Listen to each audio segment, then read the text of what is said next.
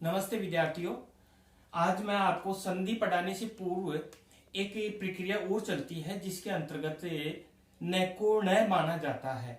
जहां पर कई कई ऐसे शब्द आते हैं जहां पर हम संधि विच्छेद करते हैं तो न रहता है, जब संधि विच्छेद से उसको जोड़ लेते हैं तो न बन जाता है। जैसे मैं आपको एक उदाहरण के अंतर्गत बता दूं, जैसे रामायण।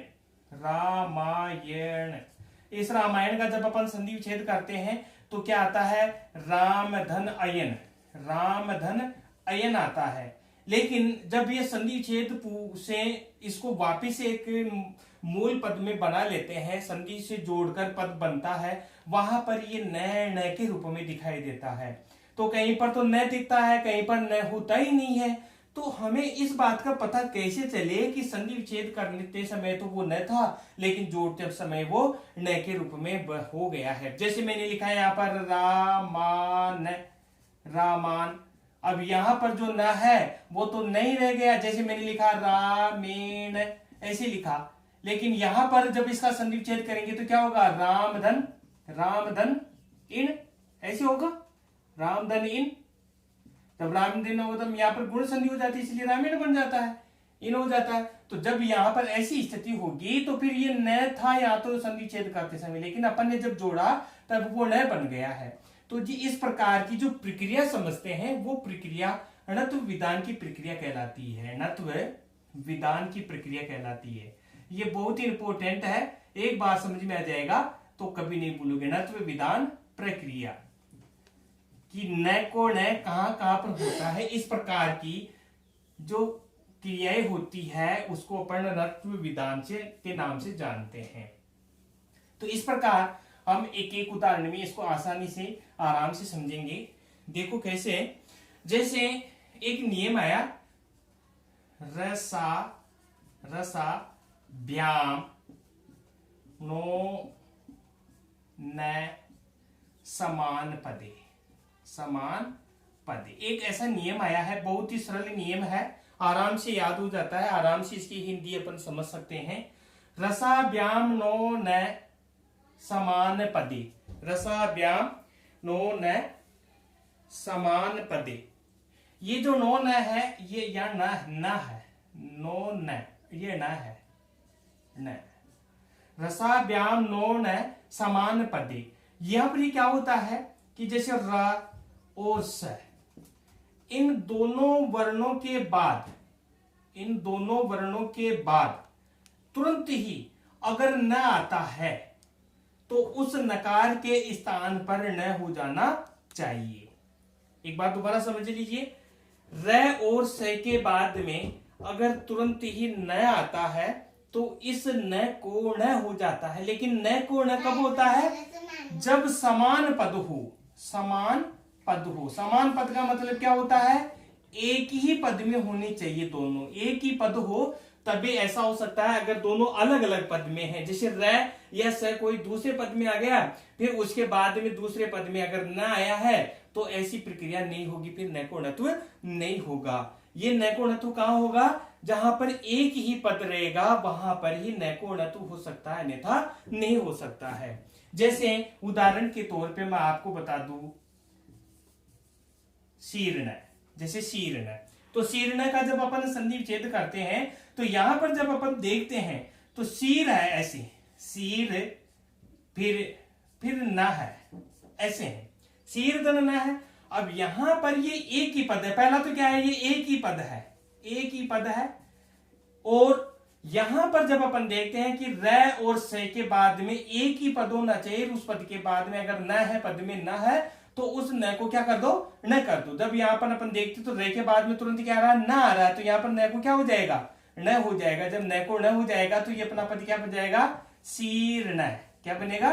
शीर्ण। इस प्रकार का पद तैयार हो जाता है। जैसे मैंने लिखा है यहां पर तीर धन न, अब यहां पर भी यही स्थिति है, ये की पद है और तीर र के बाद में न आता है, तो ये क्या बन जाएगा? ऐसे तीर्ण। इस प्रकार का रूप तैयार हो गया है। जैसे शीर्ण, तीर्ण, फिर आगे आता है अपना जैसे जीर्ण, जीर धन न, जीर धन न। तो अब ये क्या बनेगा? जीर्ण, ऐसे कैसे अपन एक समान पद में होने की वजह से अपन यहाँ पर सकार कर सकते हैं। अब जैसे स है तो स है तो जैसे अपन लिखते हैं कृष, कृष धन न, कृष धन न। अब ये जैसे एक पद में अपन देखते हैं तो देखो यहाँ पर स के बाद में तुरंत न है, जब न है तो इस न को क्या कर देंगे, न कर देंगे, न कर देंगे तो अपना जो एक पद वाला पद बनेगा वो क्या बनेगा, कृष्ण, कृष्ण। जैसे विष्णु लिखते हैं अपन तो विष लिखेंगे, विषधन, विषधन,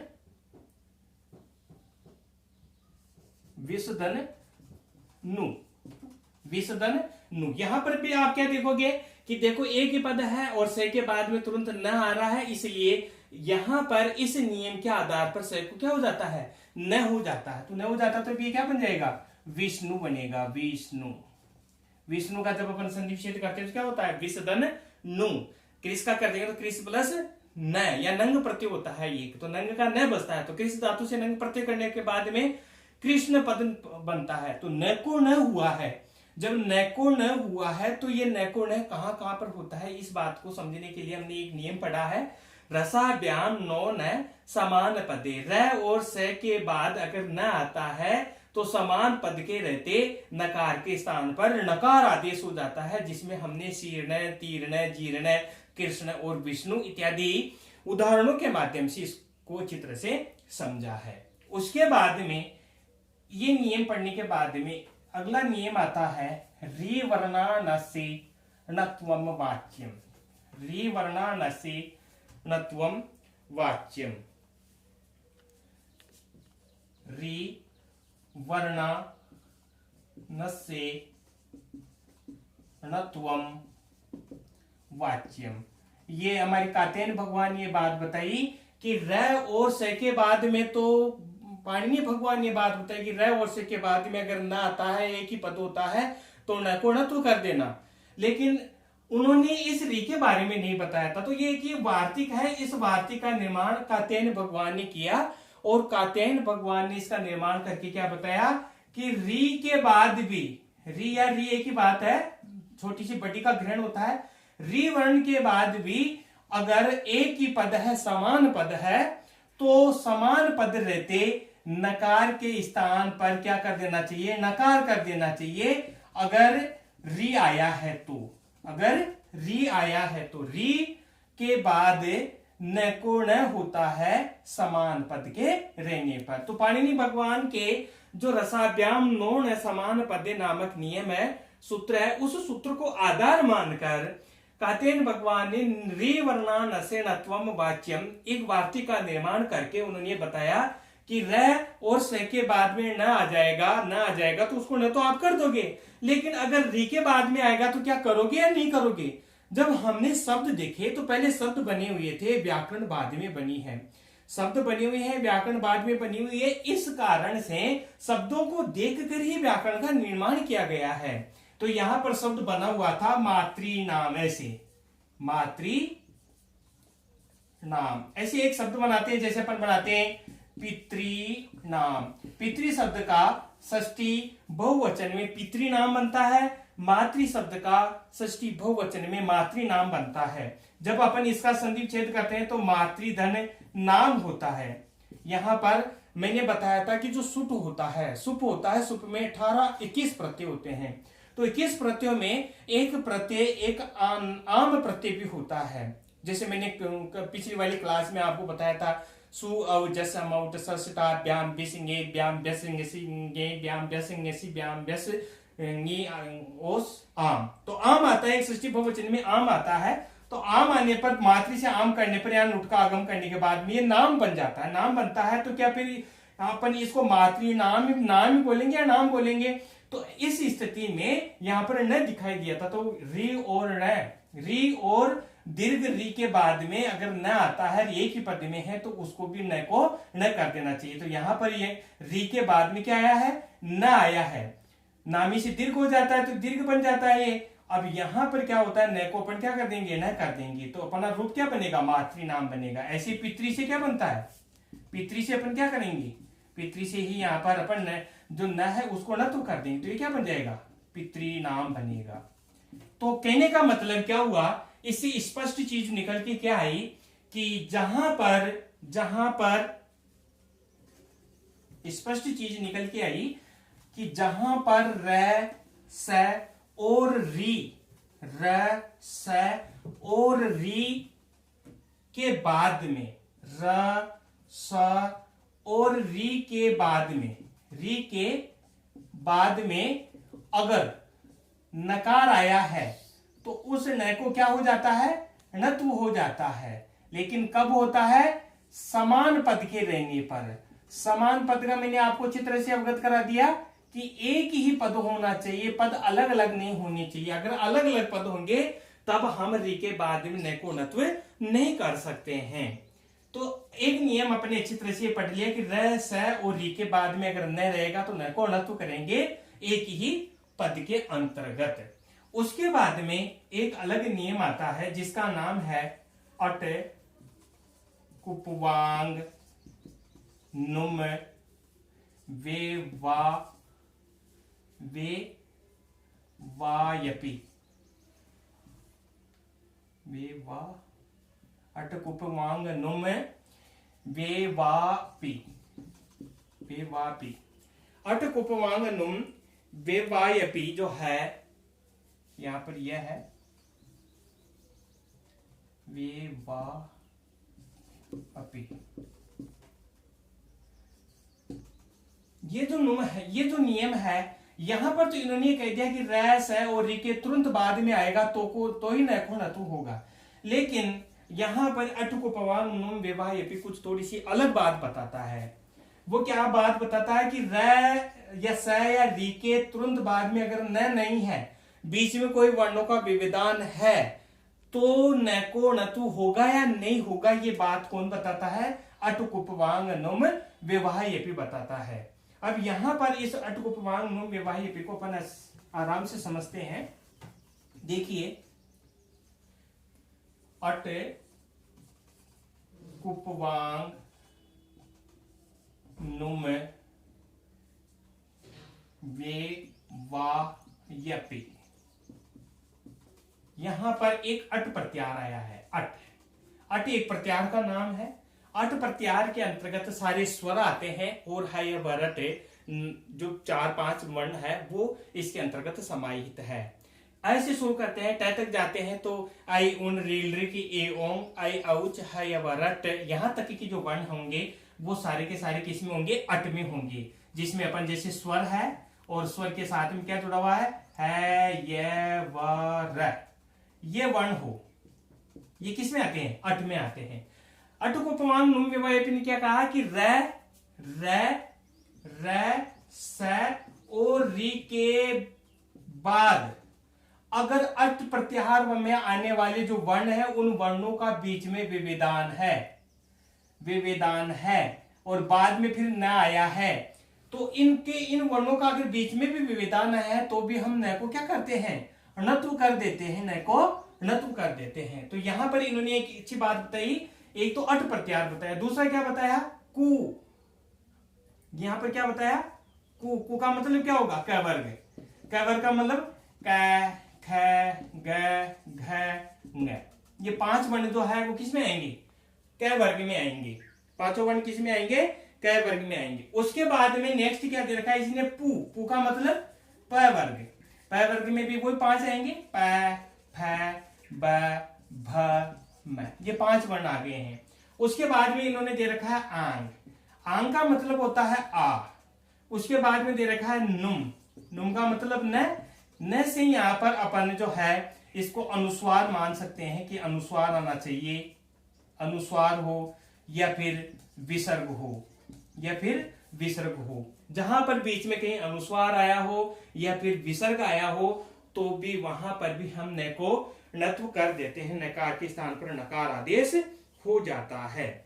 यहां पर इन्होंने क्या कहा कि र और स और री के बाद में अगर अट प्रत्याहार में या अट में आने वाले वर्णों का विविधान है या क वर्ग में आने वाले वर्णों का विविधान है या प वर्ग में आने वाले वर्णों का विविधान है या फिर आंग का आ आया है या फिर नुम का न है या अनुस्वार या विसर्ग है, तो भी हम नकार के स्थान पर नकार आदेश कर देते हैं। इस उदाहरण को समझने के लिए जैसे मैं लिखते हैं यहां पर राम धन अयन, मैंने क्या लिखा, राम धन अयन।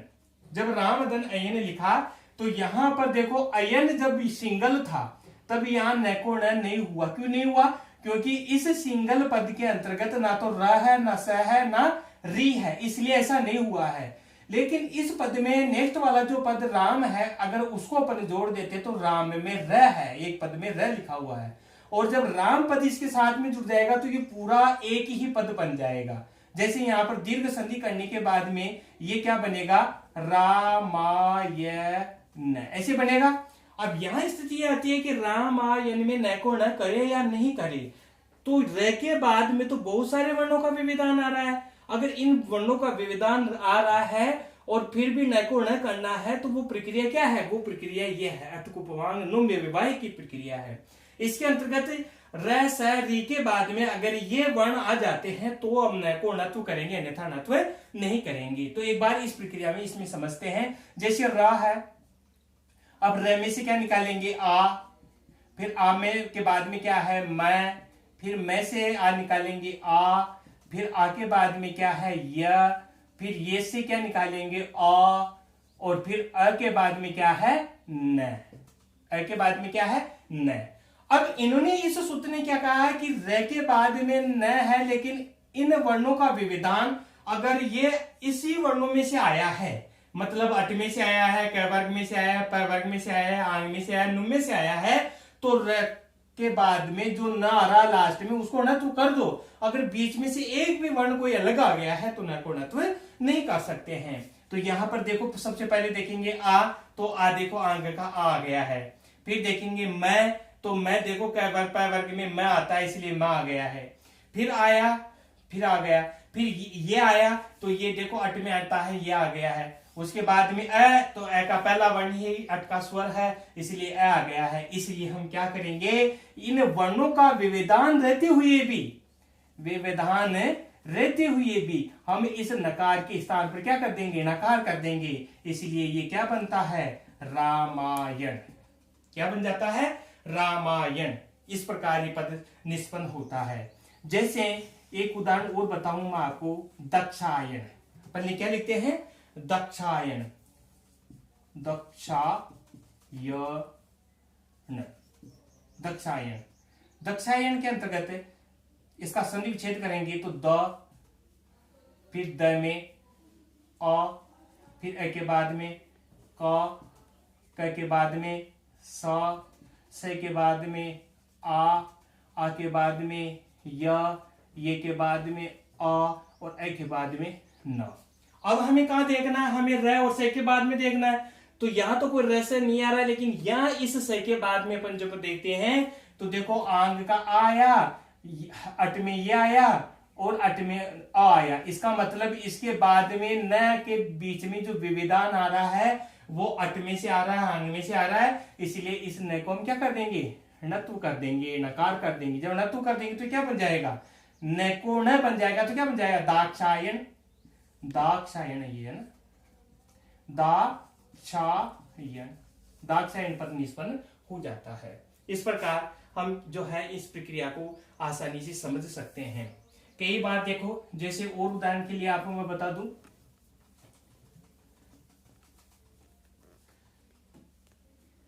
जैसे मैंने लिखा उरह धन केन, उरह धन केन। उरह एक हृदय को बोलते हैं, केन के द्वारा, क्या उसके द्वारा ये जो हृदय ऐसा इसका अर्थ होता है। उरह केन जो है यहां पर क्या कहा कि जब विसर्ग आ जाए, मतलब अनुस्वार आ जाए या विसर्ग आ जाए और इनका विविधान हो, तो देखो यहां पर र आ रहा है, र आ रहा है, और र के बाद में तुरंत क्या आ रहा है, विसर्ग आ रहा है। विसर्ग के बाद में क्या आ रहा है, क के बाद में क्या आ रहा है, ए, और ए के बाद में क्या आ रहा है, न आ रहा है। तो यहां पर भी इस र के बाद में ये स्थितियां होने के बाद यहां पर भी हम क्या कर देंगे, नकार के स्थान पर न कर देंगे, न कर देंगे तो ये क्या बन जाएगा, उरह केन। इस प्रकार ये शब्द निष्पन्न हो जाएगा, उरह केन। इस प्रकार इस शब्द को निष्पन्न करके अपन समझ सकते हैं। जैसे मैंने लिखा था रामेण, तो राम धन इन, पहले तो इन था, लेकिन जब इनका अपन संधि करेंगे तब ये क्या बन जाएगा, ए बन जाएगा तब क्या बनेगा, ये रामेन। अब यह न को न तो होगा या नहीं होगा, तो ऐसी स्थिति में अपन देखो रे के बाद में आ के बाद में म के बाद में ए और ए के बाद में न। जब ऐसी स्थिति आई तो देखो अंक या आ गया, मैं से जो पै वर्ग में आ गया और ये स्वर आ गया। इसका मतलब अट उपवांग नुम विवायपी नियम यहाँ पर लग जाता है, न को अपन क्या कर देते हैं, न तो कर देते हैं, इसलिए क्या बन जाएगा, रामेण बन जाएगा, रामेण बन जाता है। लेकिन कई बार ऐसे होता है रामेण बन जाता है, समझ में आ गया होगा आपके। उसके बाद में नेक्स्ट अपन देखते हैं, तो हमारी जो अगली स्थिति होती है उसके अंतर्गत क्या होता है कि कहीं पर ये प्रक्रिया आने के बाद में न को न तो नहीं होता है। जैसे मैंने लिखा यहाँ पर रामान, क्या लिखा मैंने, रामान। जब रामान लिखा तो यहां पर भी क्या होना चाहिए, न को न तो होना चाहिए, नहीं होना चाहिए। देखो र है, रे के बाद में क्या है आ के बाद में क्या है म के बाद में क्या है आ, और फिर आ के बाद में क्या आ रहा है, न आ रहा है। जब ऐसी प्रक्रिया हो रही है तो यहां पर भी अपन क्या कर सकते हैं, देखो आंक आ गया, मैं जो है प्रवर्ग में आ गया, फिर आगे का आ गया, तो रे के बाद में अट उपवांगनुम विवायपी, इस नियम से न को न तो होना चाहिए, नहीं होना चाहिए।